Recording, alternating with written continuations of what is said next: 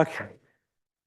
I'm going to keep this relatively short because we're slightly behind time and because I don't want to be up here for that long.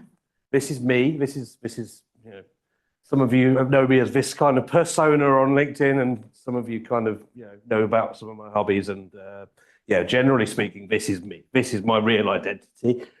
I'm the co-chair for this year for Cloud Security Alliance, sharing the role with Shireen. While we both do baby duty, one end and the other of a role. And the Chief Information Security Officer at Twin State, which is a cryptocurrency staking provider, startup, scale up, whatever we call ourselves these days. So the next slide, if we can make this work. It's not going to break the internet, but the presentation is arse overload. I think that's how you pronounce it. But yeah, or when is a service not a service? So we've got this concept of things being delivered as a service. Many things being delivered as a service. It's questionable acronyms, but you sort of backup as a service and possibly bare metal, and BS as a service, was apparently this is business strategy as a service, right? And not what I was initially thinking when I saw it. But yeah, so we're getting a lot of these kind of things, and some of the bigger ones I've picked out here: platform as a service and software as a service, function as a service, things we're probably fairly familiar with and probably using in our day-to-day jobs, and then some slightly more obscure stuff going on, whatever KAAS is. I think IoT AAS is fairly sort of obvious. It's Internet of Things, little things. Yeah, I can't even remember what this tiny one here is, but I've picked these up from various websites. There are a lot of different ways of consuming different things as a service. One of the things we're going to concentrate on this morning, I think, is software as a service, but then the sort of potentially the changing nature of software as a service, and the kind of there's a bit of a fuzzy area about what constitutes software as a service and what we're seeing delivered. And then the challenges around that. So one of the things is like know your SaaS, know where your software as a service is coming from. So if you look at these boxes, I don't know if they're big enough for you to read, but what do you think these three boxes represent? What do you think these companies, these sort of SaaS, kind of as a service type businesses, or businesses that your business relies on, have in common in each of these three boxes? Can anyone give me that one? So this box, and this box. So the top left one, those businesses are hosted on Amazon Web Services, partially or wholly. And then this one, these businesses are hosted on, I think that one's Azure, because GitLab is over here. So these guys are on Google Cloud. So some or all of these businesses are on a single, a cloud provider. So you can see this is going to start to be a problem. If your business relies on Zoom, Datadog, Slack, CrowdStrike, Zendesk, which is not like inconceivable at all. Netflix is maybe a little bit more questionable about whether your business relies on that. But your business could feasibly rely very easily on Zoom, Datadog, Slack, CrowdStrike, Zendesk, Okta, Mimecast, Strata. These could all be, they could very conceivably be part of the same enterprise stack of business applications. And so if Amazon Web Services is down, and in particular, maybe if Amazon Web Services in US East 1 is down, or EU West 1, or one of the regions that has a very, very heavy concentration of people just will run it there because everyone else runs there, and that's the easiest region to pick, and that gets all the features first. Then your SaaS concentration risk, if you're only in one of these boxes for the services you use, might be quite high. I don't really have a magic pill, magic answer for what to do about that. I just think it's something that we need to consider, particularly when we're thinking about what our failover systems are, what our backup, what our disaster recovery and business continuity processes are, and what we might use instead. If there are other more open or more differently hosted services we can fall back on if some of these don't work. Some of them we can put up with being down for a few hours. But something like GitHub, which I don't think is on here, but GitLab is. But GitLab being down might take a software development organization, might hamper them quite badly for a time. Despite being a distributed source control system, we increasingly use the services of the platform and kind of abuse Git. So that's one kind of risk to think about, and it's not specifically a security domain risk, although it's entirely conceivable these cloud providers have an availability event that relates to a hack or a compromise rather than just an availability event. But I think we do need to take the A part of CIA more seriously, and contrary to some teachings on the internet in places, not consider availability to be a different domain from security. I think it's going to become a bigger part of security, if anything. So the next kind of concept is the kind of the billing and the roll up of like how you're consuming these services. So this partly plays into sort of shadow IT risk, in that you might have a pile of stuff on your Amazon bill, for example, that just, and the business I work for, relatively small business, 30-something people, and we managed to incorrectly account for one of the platforms we were buying through Marketplace. And basically we double counted one, and then we didn't count another one because we were buying it through Marketplace. So 50 grand of spend here a year that's not being accounted for properly, and then 10 grand of spend over here that's being accounted for twice because we're buying it through our Amazon bill, and someone's saying, well, I've got the Amazon bill here, and I've got this, this kind of provider here and this provider here. So these things are fantastic, but they can lead to some confusion, especially when you traditionally think of the Marketplace in your ecosystem as being your cloud provider Marketplace, but actually you get things like this. So you get, that's not even, it's not a traditional cloud provider Marketplace. That's a very different kettle of fish. And we'll see a little bit more about that later and how that's going to evolve potentially. So this is an example of what your business might be getting that's, hosted on, entirely on one cloud provider. Amazon is an example where CSA is cloud agnostic, but Amazon is the example I've chosen because it was the easiest one for me to put together. And our business could conceivably, and to be honest, this is partly based on the business I work for, be getting their compliance automation platform, their managed SIEM SOC, their cloud data warehouse, these sort of snowflakes of this world, some of their OS licensing, potentially. So this is like if you're buying, you could be buying Microsoft Windows and Microsoft database services licenses through Amazon.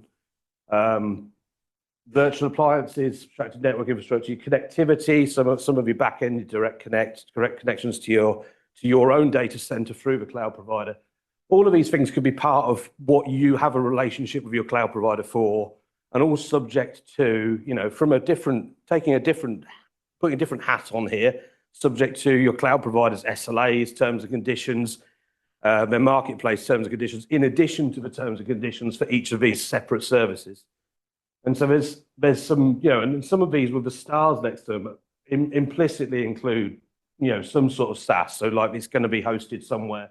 You're consuming another platform that's hosted somewhere else through your Marketplace, through your Amazon bill, and through your relationship with that cloud provider, which actually is, there's a slightly strange one in our business that's shared with a couple of other types of businesses, usually sort of charities and sort of aid type businesses, but also like crypto has this issue of actually sometimes service providers, small and large, just turn around and just decide to ban like your entire existence from their platform. That's one of the things on our risk register, is that we just get booted off of Amazon as well as every other crypto business. It's not very likely, but it's happened with some of the smaller providers who've just said we don't want crypto in our data centers for X reason.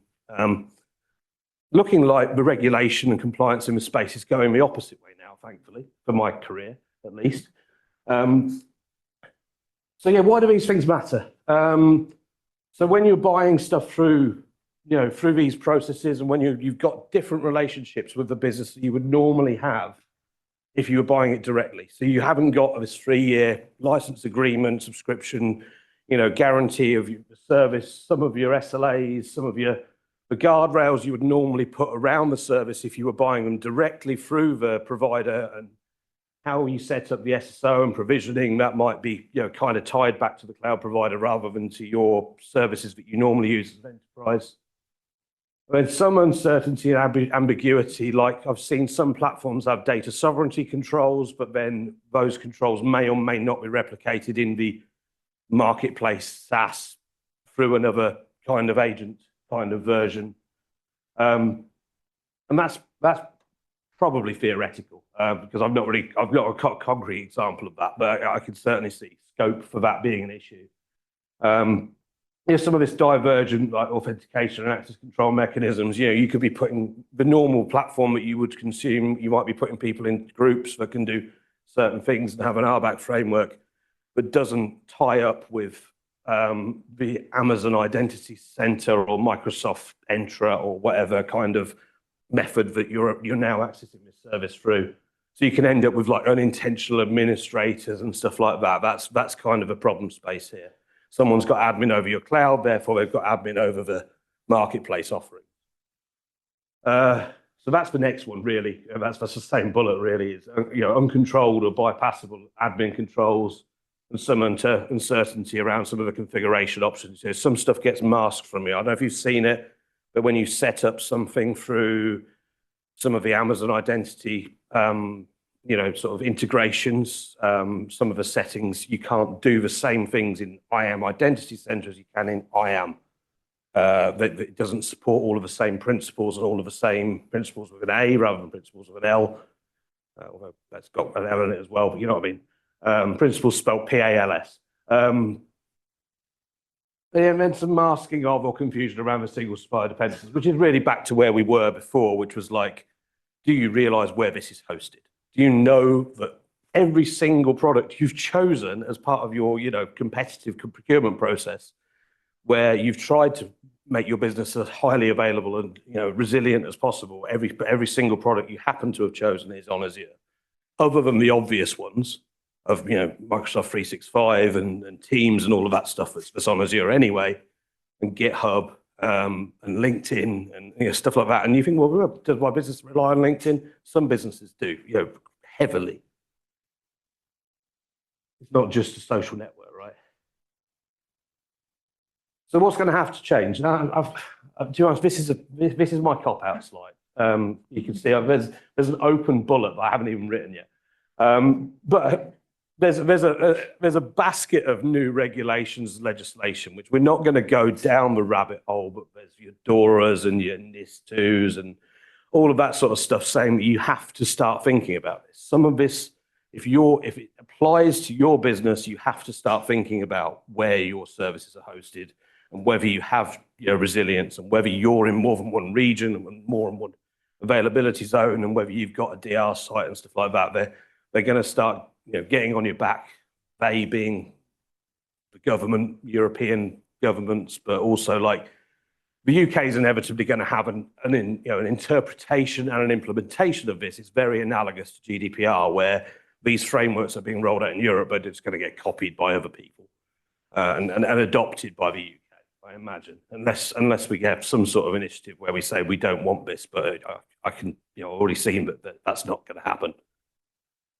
I think today people expect stuff to work. People expect stuff to be on. And I think consumer and B2B, people expect they go to your website, they go to your application, and it's there and it's available.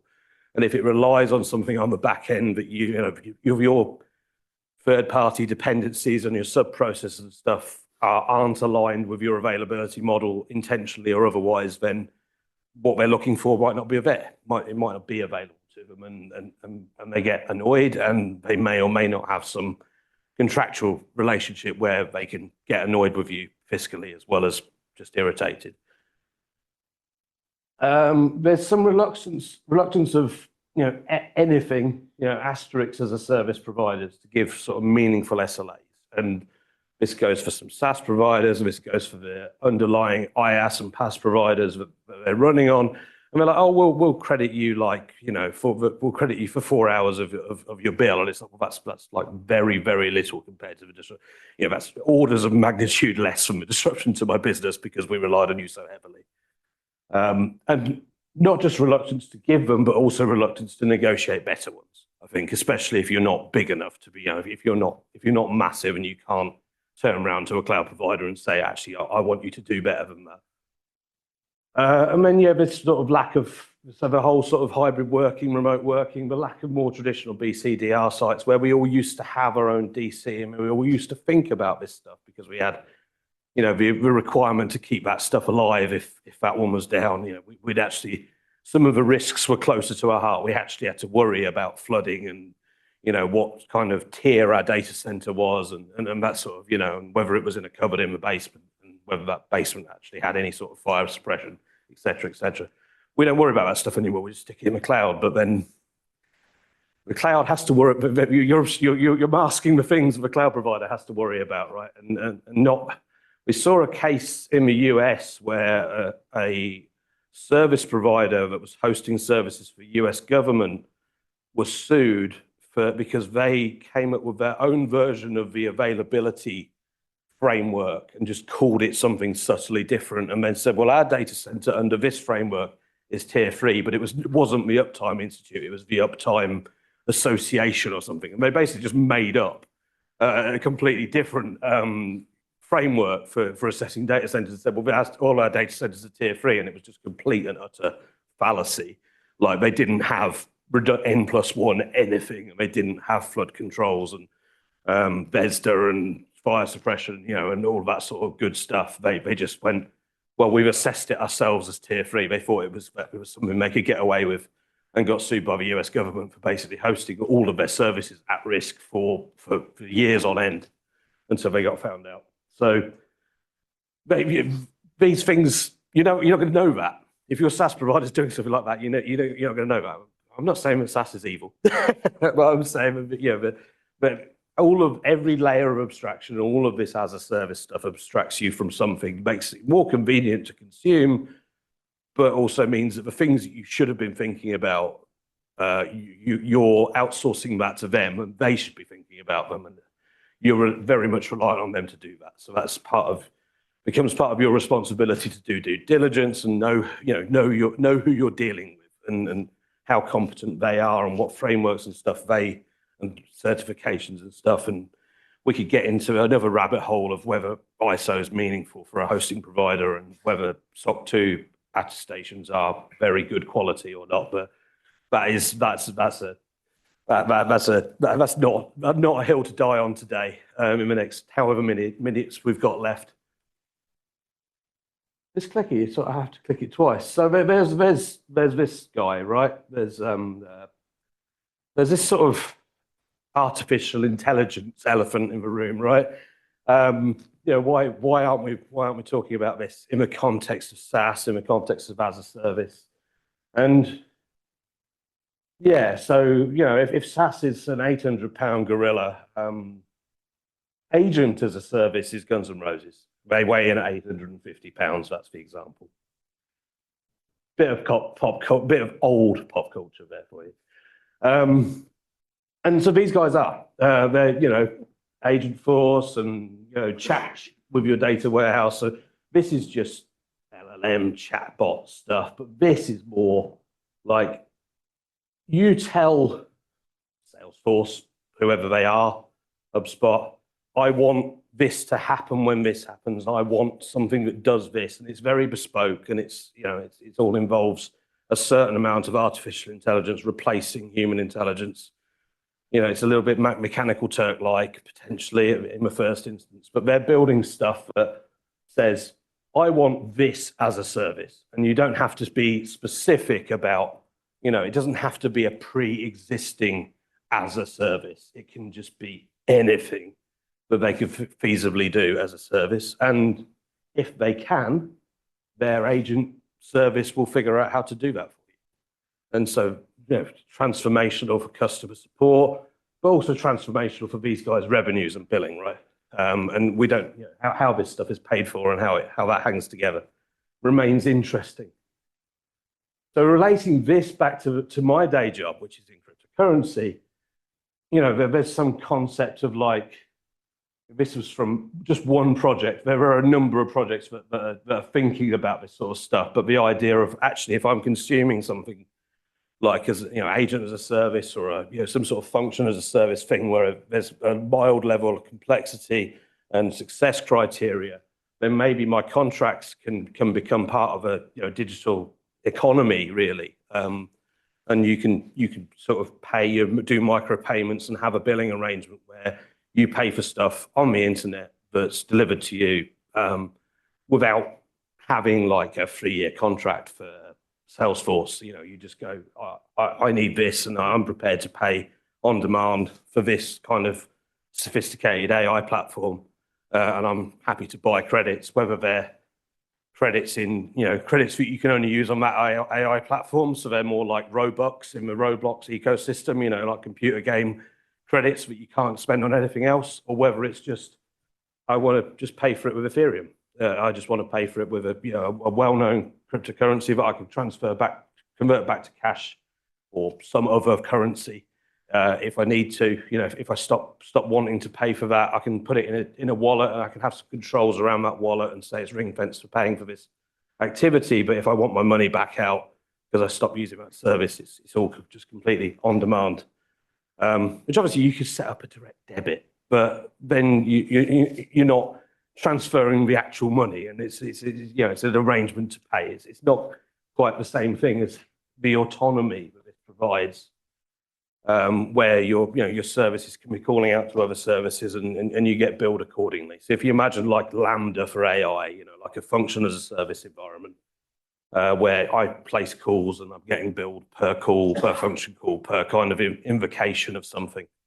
And it's all being tracked intelligently, and everything's happening in the same ecosystem.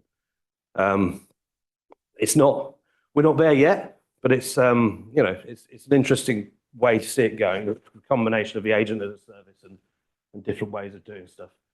So I put in a little one here for like other challenging ass offerings.